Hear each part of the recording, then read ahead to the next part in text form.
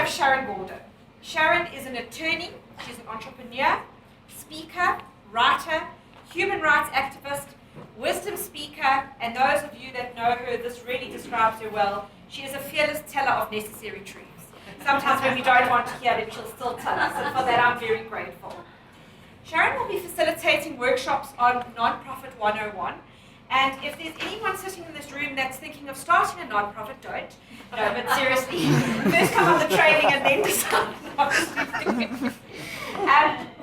And there's so many of us who in the nonprofit sector who don't know the difference between a nonprofit organization, non-governmental organization. What is a Section 18A? What is a PBO? What is Section 21? So all of these acronyms and jargon, Sharon is going to unpack for us. Sharon will also facilitate the workshops on human resources, everything from advertising to, unfortunately, when you come to disciplinaries. So let's give it up for Sharon. Thank you so much. Okay, so that's me. I'm part of the Ei8ht team. I get to talk about all the dead boring stuff, the stuff that you want to slit your wrists and eat your pulses.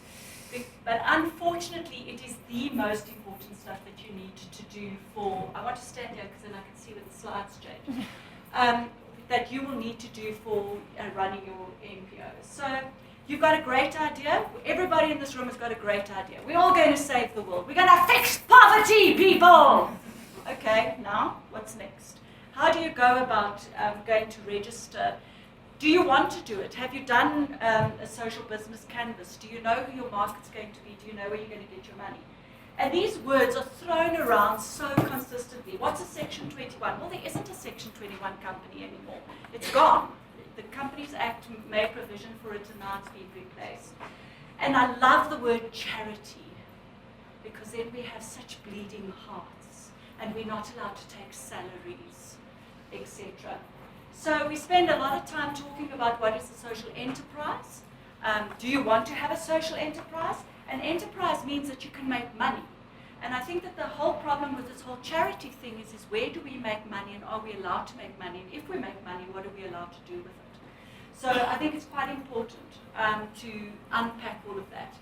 NPOs, NPCs, PBOs, ANC, JOSO, you name it, we've got them all in there. And it takes a long time to get to actually figure out what they are. And each one of those has got a specific number of things that you have got to do. Compliance, you have got to fill in the right forms. You've got to hand the right forms in. Otherwise you get deregistered. As Verita, who works with me, found out when we went to file my annual report. And they said, no, just the 3 pages. You know, so you need to know what you're doing when you're trying to comply because otherwise you're out of the game. We deal with a lot of questions and answers, and I've done a lot of this off of that NPO network. Everybody always has questions, and some of the questions you go, really, you asked that? One person wanted to know, they said that they had, they'd registered their NPO, now where can they find orphans? All right, so the second one is what used to be the HR director for Billiton International, which at the time was the biggest mining house in the world, so I know a little bit about HR. I'm probably the last person who should have been in HR because I love that word, you fired. I reckon you just pay enough to get rid of people. It's fine. So we'll deal with the South African legal system, which is very sophisticated. I was part of the negotiating team that put the Labour Relations Act into to practice. I didn't realize it was going to bite me in the arse, to be honest. And it's too sophisticated for our economy, in my opinion. So we'll talk about recruitment, the gender differentiation. Even today, as we speak, if you're a tall white man, you will automatically earn 36% more than anybody else in the room, just on the way you look. If you're a fat white woman, you will earn at least 20% less because you're seen as being stupid and lazy. We'll talk about the documents required from people who are going to work for you, a copy of their ID, their driver's license, banking details, etc. Because there's a whole bunch of stuff that goes on around that. So we'll talk to that when you come. Yes, this 20 seconds goes quickly. Contracts. What contracts are you going to need in place? Do you need contracts in place? Because I love the thing that you think, but I'm an NPI don't need contracts with my employees. Well, they're employees, so you need to have them. And there's a variety of different contracts that you're going to need. And we'll talk about probationary periods and what happens when you don't like anybody.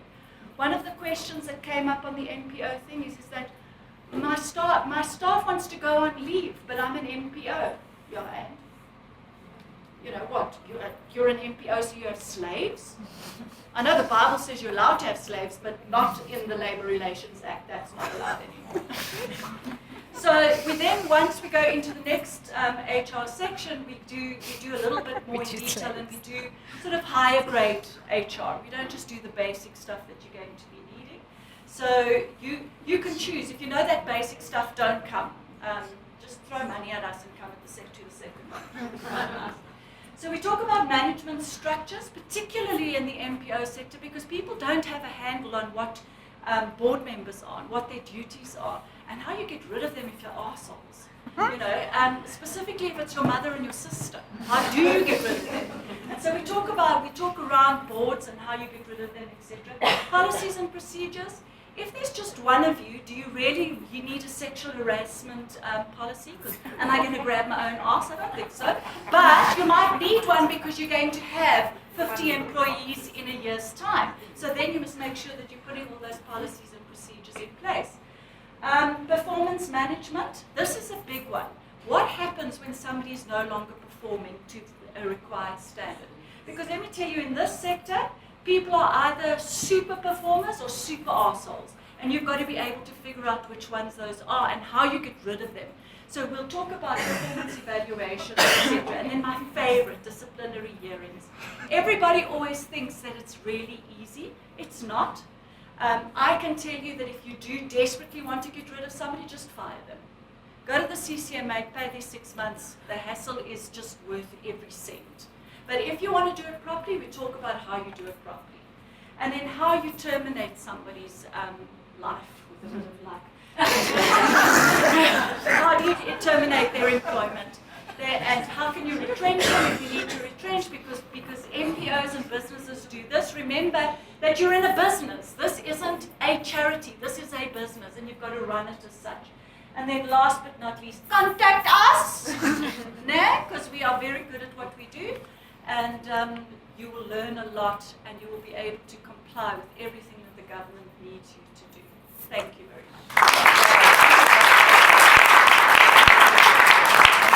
Thank you, Sharon.